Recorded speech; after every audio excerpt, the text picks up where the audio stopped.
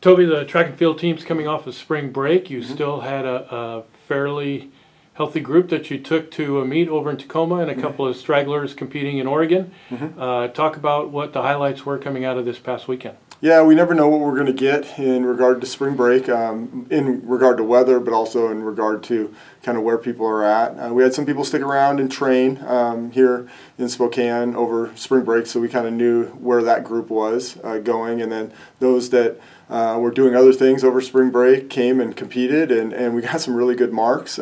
Surprised by some of the PRs and conference qualifiers that we got, but then also we're not surprised by some of the PRs and the conference qualifiers we got. We had some good competitors that won some events, and some of them for the first time in their college career, so that was kind of fun.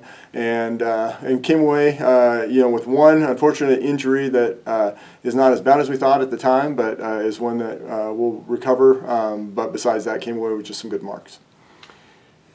Once we get to April, once the calendar flips to April, things get pretty serious and start focusing in on who we're going to get to conference championships. Where we stand in terms of how many folks we have qualified and how many more we want to get qualified. Yeah, I told the team yesterday at practice, April is the fastest month of the year for me. It goes by in a blink of an eye with the number of meets that we host, as well as getting ready for conference, both the multi-conference and regular conference. But we'll have the multi-conference here in a couple weeks. We've got 3 men and 3 women that will compete in that.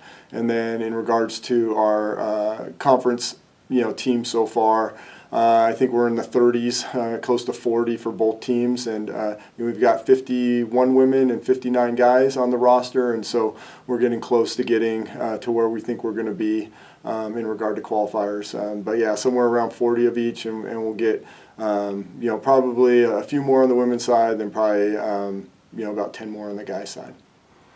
Talk about hosting this week the Whitworth Peace Meet and the number of athletes that will be there and the quality of competition and how that will help us. Yeah, it's a blessing and a curse. We have a great Mondo track. We have great facility in the Pine Bowl. We have a very good team ourselves, and as well as we run really good meets, and so that attracts a lot of teams.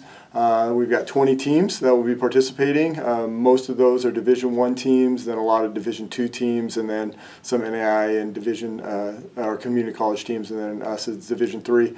I had to turn away teams because the meet got so big, and I was not able to offer any opportunities for unattached athletes. And there's a lot of unattached athletes these days because a lot of universities carry limited rosters, and so they redshirt their freshmen, or they have their walk-ons compete unattached to try to earn spots on their team for their sophomore or junior year. With that being said, we've got I think probably 1,000 athletes, and a meet that's going to start at 11 o'clock on a Friday and hopefully be done by 7:15 when the sun goes down. And it's going to be, weather looks good and the competition is going to be amazing, so hopefully we put on a good meet for everybody.